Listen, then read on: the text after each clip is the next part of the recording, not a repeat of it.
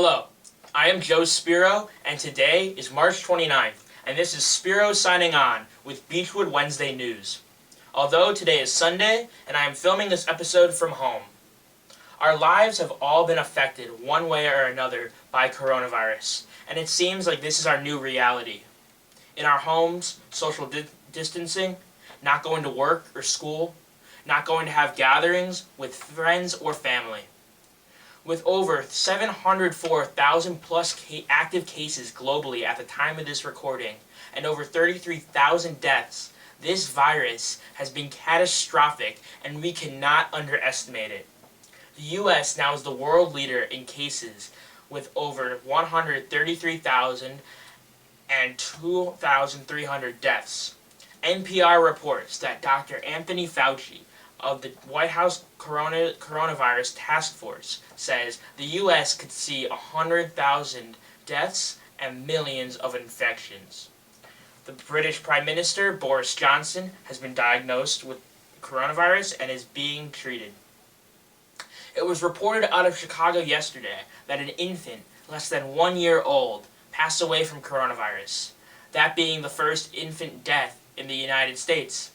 Also, a 16-year-old in France passed away from coronavirus last week, and a 36-year-old Brooklyn, New York high school principal has passed as well from the virus. This just all proves that you don't just have to be elderly to be fatally affected. This virus is no joke and must be treated as such.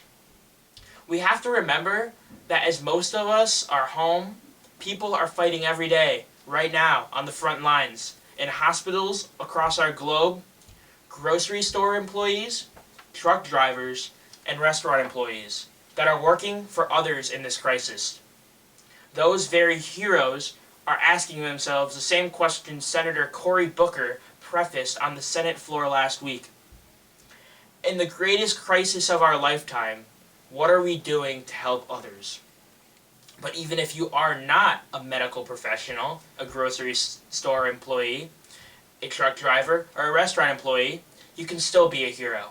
By social distancing and staying home, we must flatten the curve. In hospitals across the nation, doctors are struggling with keeping up with the number of patients. They do not have enough ventilators, N95 masks, and other equipment. A Navy ship, the Comfort, is headed to New York City to help hospitals overwhelmed by coronavirus patients. This ship will deliver hospital beds and medical equipment. Vox.com has reported that, quote, the Comfort's sister ship, the USNS Mercy, was deployed on the West Coast to support Los Angeles residents and would offer them 1,000 medical beds, a medical lab, a pharmacy, among other medical functions. All entertainment events and public gatherings are postponed, including the Summer Olympics, all concerts, and all sporting events. For instance, Major League Baseball is looking to play a full season, starting at the earliest in mid-May, and players have agreed to play until Thanksgiving to be able to play a full season. Many states have closed schools for the rest of the year, and have turned to virtual learning. Also, locally, the Beachwood Schools Administration is proposing moving the class of 2020's graduation from May 24th to August 9th. In election news, most primaries have either been postponed or moved to mail-only voting. Former Vice President Joe Biden has 1,217 delegates. Bernie Sanders has 914. Joe Biden does look like he is the presumptive Democratic nominee, but Sanders is not going down without a fight.